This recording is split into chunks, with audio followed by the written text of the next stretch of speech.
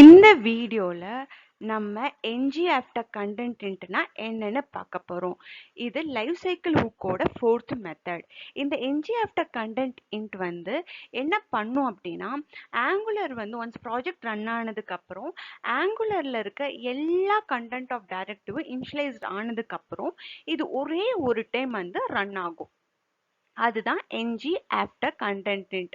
எதுக்கப்புறம் இது ரன் ஆகும்னா, first ngOnChanges run ஆனதுக்கு அப்புறம் ngOnIntக்கு அப்புறம் ngDoCheckக்கு அப்புறம் ஃபோர்த்தா இது என்ன ஆகும், ரன் ஆகும். ஆனா ஒரே ஒரு டைம் தான் ரன் ஆகும். இதை பத்தி இன்னும் டீட்டெயிலா தெரிஞ்சுக்கிறதுக்கு முன்னாடி நம்ம கண்டென்ட்னா என்னன்னு தெரிஞ்சுக்கணும். ஸோ கண்டென்ட் அப்படின்னா ஒரு டெக்கரேட்டர் ஆங்குலர்ல. இந்த கண்டென்ட் சைல்ட் டெக்கரேட்டர் என்ன பண்ணும் அப்படின்னா, இந்த கண்டென்ட் சைல்டை வந்து தட் மீன்ஸ் இப்போ வந்து ஒரு பேரண்ட்ல வந்து ஒரு எலமெண்ட் யூஸ் பண்றோம். பேராகிராஃப்ல குள்ள வந்து ஹாய் வெல்கம் அப்படின்னு சொல்லி ஒரு டெக்ஸ்டோட ஒரு கண்டென்ட் வந்து நம்ம யூஸ் பண்றோம். ஓகே, பேரண்ட்ல. ஸோ அந்த எலமெண்ட்டை நம்ம கண்டென்ட் டெக்கரேட்டர் மூலமா ஃபெச் பண்ணி எடுக்க முடியும். அதுதான் content child or content children டெக்கரேட்டர்னு சொல்லுவாங்க. ஸோ இது என்ன பண்ணும், அந்த எலமெண்ட்டோட ரெஃபரன்ஸை வச்சு இதனால என்ன பண்ண முடியும், அந்த எலமெண்ட்ல இருக்கிற இன்னர் HTML அந்த எலமெண்ட்ல இருக்கிற தேவையான நம்ம ஐட்டம்ஸும் நம்ம எடுத்துக்கலாம். இதுதான் கண்டென்ட். இப்படிதான் கண்டென்ட் ஒர்க் ஆகும். ஸோ கண்டென்ட்டும் ngAfterContentடும் சேர்ந்து எப்படி ஒர்க் ஆகுது அப்படின்றத நம்ம பார்ப்போம் ப்ராக்டிக்கலா. இப்போ வந்து நம்ம எப்படி வந்து ngContentInit வந்து எப்படி ஒர்க் ஆகும் அப்படின்றதும் எதுக்காக நம்ம யூஸ் பண்ணோம் அப்படின்றதையும் நம்ம ப்ராக்டிக்கலாக இப்போ பார்ப்போம்.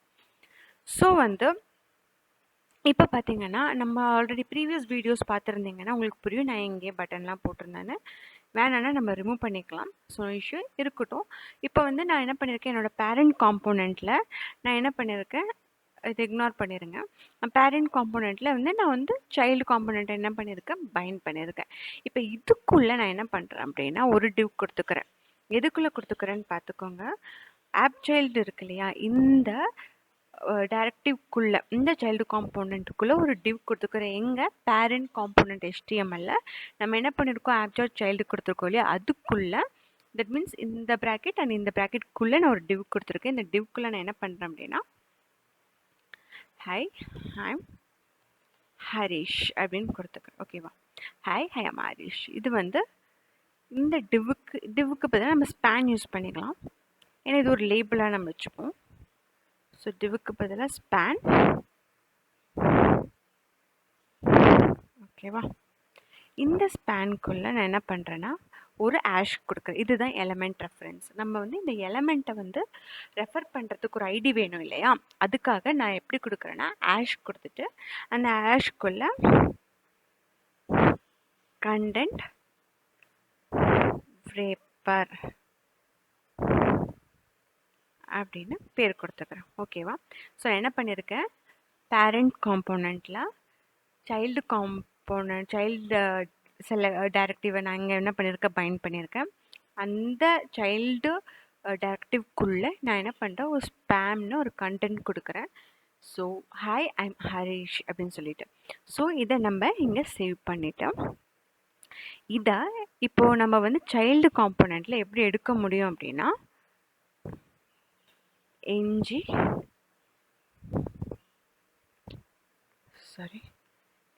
ngContent. இதுக்கு நீங்கள் எந்த பேக்கேஜோ எதுவுமே நீங்கள் இன்ஸ்டால் பண்ண வேண்டியதில்லை. இது ஆங்குலரில் டிஃபால்ட்டாக இருக்குது. கொடுத்துட்டு அங்கே யூஸ் பண்ணியிருக்க அந்த ஐடி இருக்குல்லையே, அதை நம்ம இங்கே கொடுக்கணும். ஆக்சுவலாக இங்கே என்ன பண்ணோன்னா நம்ம அதே மாதிரி ஆஷ் போட்டோம். ஓகேவா, ஆஷ் போட்டோம். இங்கே என்ன பண்ணோம், நம்மளுக்கு app.com பேரண்ட்டில் என்ன பேர் கொடுத்துருக்கோ, கண்டென்ட் ரேப்பர், அதை காப்பி பண்ணி இந்த சைல்டில் வந்துட்டு இந்த ஹேஷ் பக்கத்தில் இந்த சேம் நேமை கொடுத்துக்கணும். ஸோ இப்போ புரியுதா, இங்கே நம்ம நேம் கொடுத்தோன்னு. ஸோ இதை இங்கே ஆக்சஸ் பண்ணுறதுக்கு, இங்கேருந்து அதை ஆக்சஸ் பண்ணுறதுனா இங்கேருந்து அதை எடுக்கிறதுக்கு ஃபெச் பண்ணுறதுக்காக தான் நம்ம என்ன பண்ணியிருக்காங்க அப்படின்னா அந்த எலமெண்ட் ரெஃபரன்ஸ் கொடுத்துருக்காங்க. ஸோ இங்கே அது என்னது, கண்டென்ட் ரேப்பர் அப்படின்றத எலமெண்ட் ரெஃபரன்ஸ் நேம். ஸோ இது கொடுத்துட்டு நம்ம ப்ரௌசரில் போய் பார்ப்போம். ஆக்சுவலாக வந்து இங்கே கொடுத்துருக்கிறது வந்து இந்த சைல்டு காம்போனண்ட்டில் வருதான்னு. ஸோ இது சைல்டு காம்போனண்ட்லேருந்து தான் வருதா அப்படின்னு தெரிஞ்சுக்கிறதுக்கு நம்ம வேணால் என்ன பண்ணிக்கலாம்னா ஒரு டிவ் இங்கே கொடுத்துக்கலாம். இந்த டிவ் கொடுத்துட்டு இந்த டிவ்வில் வந்து இங்கே ஒரு ஸ்பேன் கொடுத்துக்கிறேன். இங்கே ஒரு ஸ்பேன் கொடுத்துட்டு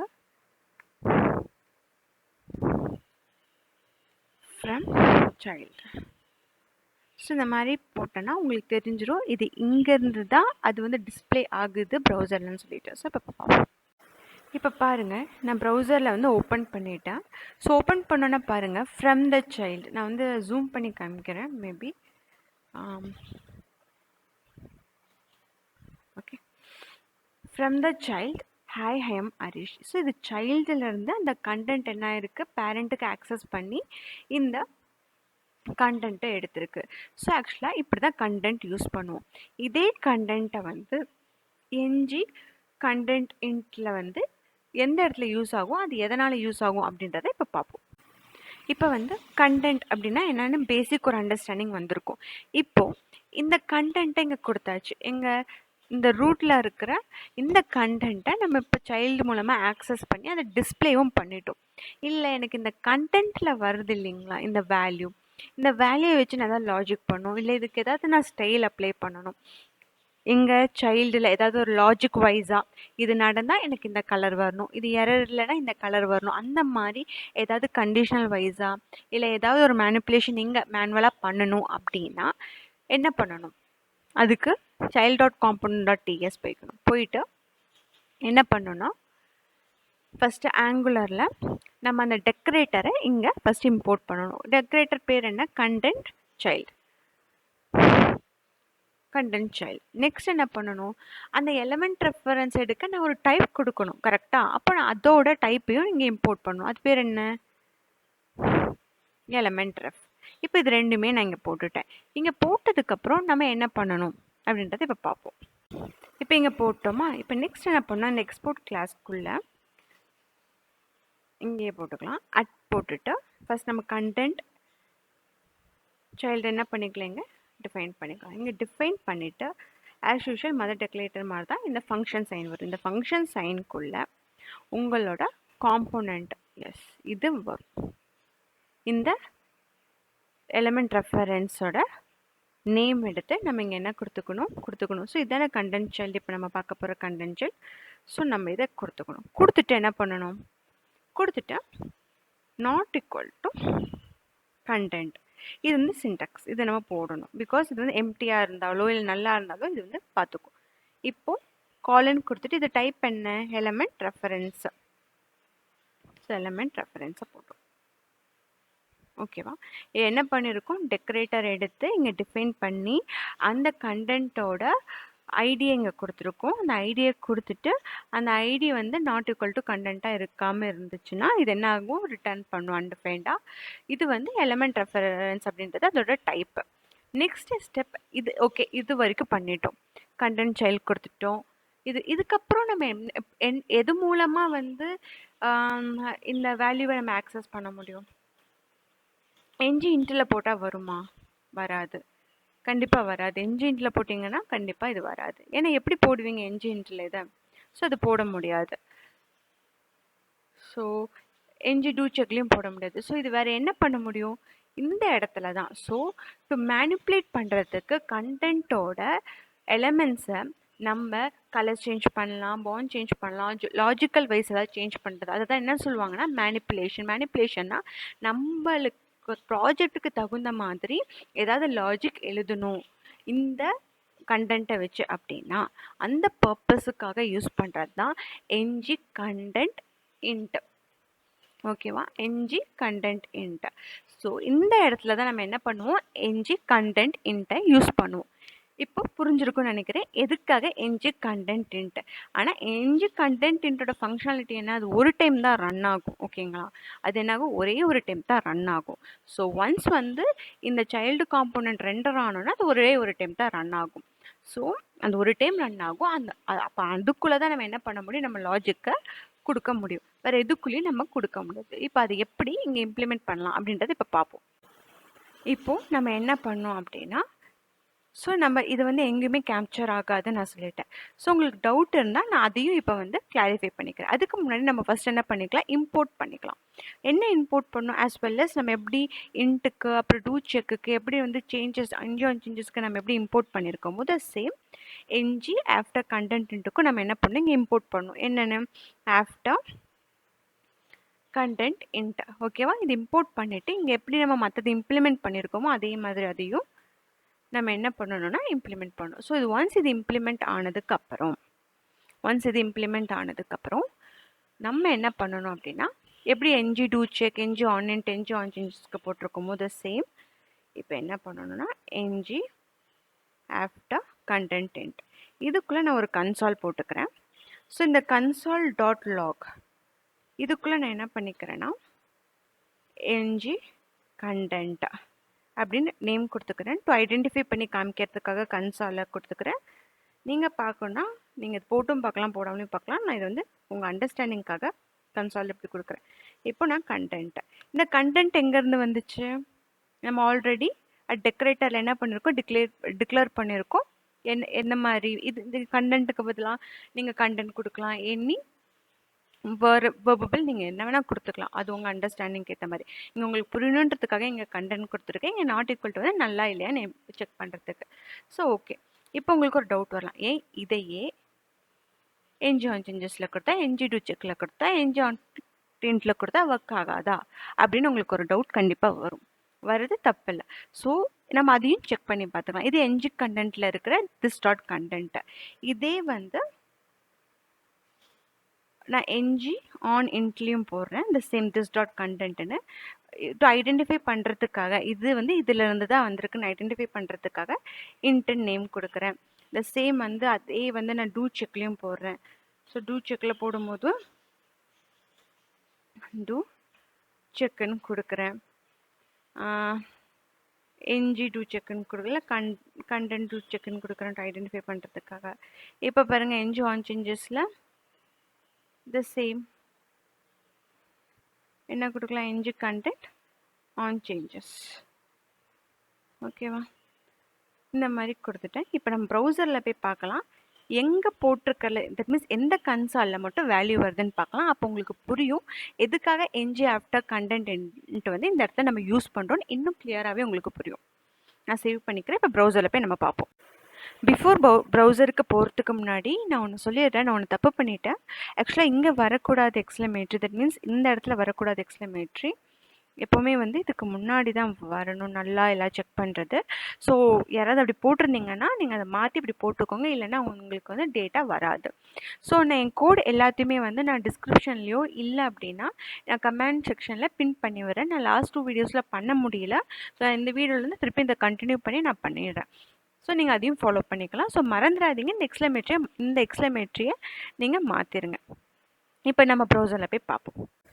இப்போ நம்ம சேஞ்சஸை வந்து ரிஃப்ளெக்ட் ஆகிருக்கான்னு பார்ப்போம். நான் இப்போ ரெஃப்ரெஷ் பண்ணுறேன். ஸோ ரெஃப்ரெஷ் பண்ணிவிட்டு நான் எடுத்துக்கிறேங்க என்னோட தான் கன்சாலில் நம்ம போய் பார்த்தோன்னா இங்கே பாருங்கள் எப்படி ஒர்க் ஆகிருக்குன்னு பாருங்கள். ஃபஸ்ட்டு என்ஜி சேஞ்சஸ் ரன் ஆயிருக்கு ஆஸ் பர் த அந்த லைஃப் சைக்கிள் ஊக்குக்கு பதிலாக. அதோட நம்ம கண்டென்ட் சேஞ்சஸ் போடுறோம், ஞாபகம் இருக்குங்களா கன்சாலில். ஸோ அது அன்டிஃபைன்டுன்னு இருக்குது. ஸோ நம்ம என்ஜி ஆன் சேஞ்சஸ் மூலமாக என்ன பண்ண முடியாது, கண்டென்ட்டோட டேட்டாவை ஆக்சஸ் பண்ண முடியாது. அதனால் என்ஜி ஆன் சேஞ்சஸை நம்ம யூஸ் பண்ணலை. இப்போ இன்ட் பார்த்துக்கோங்க, என்ஜி ஆன் சேஞ்சஸ்க்கு அப்புறம் என்ன ரன் ஆகும், இன்ட். ஸோ இந்த இன்ட்லேயும் வந்து நம்ம கன்சால் போட்டிருந்தோம் இல்லையா, இப்போ இதுலேயும் போய் பாருங்கள் அன்டிஃபைன்டு. ஸோ என்ஜி இன்ட்லேயும் நம்ம என்ன பண்ண முடியாது, கண்டென்ட் வேல்யூவை நம்மளால் என்ன பண்ண முடியாது, ஆக்சஸ் பண்ண முடியாது. ஸோ அதனால தான் நம்ம என்ஜி இன்ட்டு யூஸ் பண்ணல. நெக்ஸ்ட் பாருங்கள், கரெக்டாக NG on changes NG init do check வந்து திருப்பியும் ரன் ஆயிருக்கு. டூ செக்கில் போய் பாருங்கள், நம்மளால் இந்த இதை யூஸ் பண்ண முடியாது, ஏன்னா இது அன்டிஃபைன்ட் ஆகிடுச்சு. ஸோ இப்போ போய் என்ஜி கண்டென்ட்டில் பாருங்கள், ஏன்னா அதுக்கப்புறம் தான் இது என்ன ஆகும், பைண்ட் ஆகும். ஸோ ஒன்ஸ் இது பைண்ட் ஆகிடுச்சு அப்படின்னா தட் மீன்ஸ் அப்போ தான் என்ன ஆகும், ரன் ஆகும். ஓகேங்களா, எப்போது ஆஃப்டர் டூ செக்குக்கு அப்புறம் தான் ரன் ஆகும். அது ரன் ஆனதுக்கப்புறம் தான் நம்மளால் என்ஜி கண்டென்ட்டில் வேல்யூவே பார்க்க முடியும். இப்போ பார்த்தீங்கன்னா வேல்யூ இருக்கும். அதுக்கப்புறமும் டூ செக் என்ன இருக்குது, நம்மளுக்கு ரன் ஆகிருக்கு பாருங்கள். அதுக்கப்புறம் பார்த்தீங்கன்னா அதில் வேல்யூ இருக்கும். ஏன், after NG on content, NG after content init வந்து ரன் ஆனதுக்கு அப்புறம் தான் நம்மளுக்கு அதில் வேல்யூவே வரும். தட் மீன்ஸ் திஸ் டாட் கண்டென்ட்டில் வேல்யூவே வரும். அதுக்கப்புறம் வேணால் நம்ம அதை எங்கே வேணால் யூஸ் பண்ணிக்கலாம். ஆனால் இதை ரன் பண்ணுறதுக்கு முன்னாடி நம்ம எங்கேயுமே யூஸ் பண்ண முடியாது. இப்போ உங்களுக்கு கிளியராக புரிஞ்சிருக்குன்னு நினைக்கிறேன். என்ஜி ஆஃப்டர் கண்டென்ட் இன்ட் வந்து எதுக்காக யூஸ் பண்ணுறோம், எதனால் யூஸ் பண்ணுறோன்னு இப்போ உங்களுக்கு கிளியராக புரிஞ்சிருக்கும். இனிஷியலாக நம்மளுக்கு லோட் ஆகும்போது எதுலேயுமே டிஃபைன்ட் ஆகலை. ஒன்ஸ் என்ஜி ஆஃப்டர் ஆன் இன்ட்டோட மெத்தட் வந்து காலாக ரன் ஆனதுக்கு அப்புறம் தான் நம்ம டூ செக்லேயும் அது ரிஃப்ளெக்ட் ஆகும். ஏன் அப்படின்னா அதுக்கப்புறம் தான் அந்த திஸ் டாட் கண்டென்ட் இருக்கு இல்லைங்களா, இந்த கண்டென்ட்டில் வந்து அந்த வேல்யூவே அசைன் ஆகும். ஓகேங்க, இப்போ புரிஞ்சிருக்குன்னு நினைக்கிறேன். இப்போ இது மூலமாக நம்ம என்ன பண்ணிக்கலாம்னா கலர் மாற்றிக்கலாம், எல்லாம் மாற்றிக்கலாம். அது எப்படி மாற்றலாம் அப்படின்றதையும் பார்த்துடலாம் ஒரு எக்ஸாம்பிளாக. இப்போ வந்து இங்கே வந்து நம்ம எப்படி இம்ப்ளிமெண்ட் பண்ணலான்னு பார்ப்போம். இப்போ this dot content dot native element அப்படின்னு இந்த ப்ராப்பர்ட்டிக்குள்ளே தான் எல்லாமே இருக்கும். இதுக்குள்ளே நம்ம ஸ்டைலுன்னு கொடுத்துப்போம். ஸ்டைல் கொடுத்துட்டு கலர்னு கொடுத்துக்கோங்க. நான் இப்போ என்ன பண்ணுறது, கலர் வந்து ரெட்டுன்னு கொடுக்கணும். இப்படி தான் கொடுக்கணும். இன்சைட் ஆஃப் ஸ்ட்ரிங்குள்ளே தான் கொடுக்கணும். ஏன் அப்படின்னா வெளியே போட்டிங்க ஸ்ட்ரிங்கெல்லாம் போட்டிங்கன்னா அது ப்ராப்பர்ட்டியாக எடுத்துக்கும். அதனால் நம்ம ஸ்ட்ரிங்குள்ளே தான் கொடுக்கணும் ரெட்டாக. ஓகேங்களா, இதே மாதிரி இப்போ நம்ம என்ன பண்ணிக்கலாம் அப்படின்னா, நான் ஆல்ரெடி வந்து ஒரு ப்ராப்பர்ட்டி வச்சுருக்கேன். என்னென்னு பார்த்தீங்கன்னா கண்டென்ட் டாட் டேட்டா. ஸோ நான் இந்த this dot content dot data போட்டுட்டு ஈக்குவல் டு போட்டுட்டு எப்படி வந்து அந்த வேல்யூவும் எடுக்கலாம் அப்படின்றதையும் நான் இங்கே சொல்லிடுறேன். So this dot content dot native element dot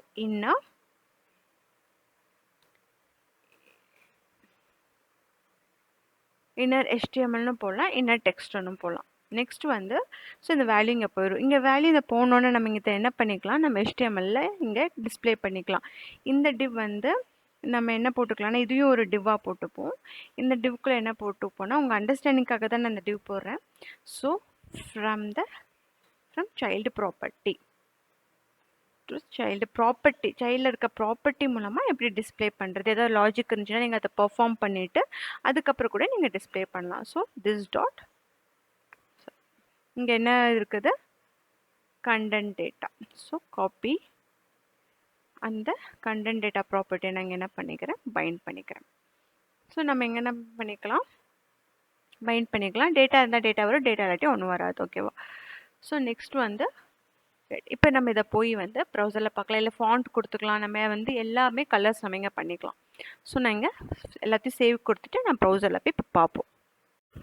இப்போ பார்த்தீங்கன்னா நம்மளுக்கு வந்திருக்கு. இது வந்து எதுலேருந்து வருது, சைல்டுலேருந்து வர கண்டென்ட். இது இந்த ரெட் கலரில் இருக்கிறது. இது நான் கண்டென்ட் டேட்டாவில் நம்ம இன்னர் HTML கொடுத்து ஒரு ப்ராப்பர்ட்டியில் போட்டோம் இல்லையா, அது வந்து இந்த ஹையர். ஏன் இதில் வந்து ஸ்டைல் அப்ளை ஆகிருக்கு, இதில் ஸ்டைல் அப்ளை இருக்குன்னா இது நம்ம ஸ்டைல் வந்து எதுக்கு கொடுத்தோம், சைல்டு காம்பவுண்ட்லேருந்து வர அந்த கண்டென்ட்லுக்கு தான் நம்ம டேரெக்டாக கொடுத்தனால அந்த கண்டென்ட்டை நம்ம சைல்டில் எங்கே யூஸ் பண்ணியிருக்கோமோ அதுக்கு மட்டும்தான் கலர் வரும். இது நம்மளாக தானே அந்த ப்ராப்பர்ட்டி டிஃபைன் பண்ணணும். ஸோ இதுக்கு வேணால் நம்ம அந்த டிப்பில் தான் கொடுத்துக்கணும். ஸோ இப்படி தான் வந்து இதுக்காக தான் வந்து என்ஜி ஆஃப்டர் கண்டென்ட் இன்ட் வந்து யூஸ் பண்ணுறாங்க. ஸோ கண்டிப்பாக எல்லாத்துக்கும் நல்லா கிளியராக புரிஞ்சிருக்கும்னு நினைக்கிறேன். நீங்களும் போட்டு பாருங்கள். ஏதாவது டவுட்னா நீங்கள் கமெண்ட் செக்ஷனில் கமெண்ட் பண்ணுங்கள். தேங்க்ஸ். இது நெக்ஸ்ட் மெத்தட் வந்து நான் அப்கமிங் வீடியோஸில் போடுறேன்.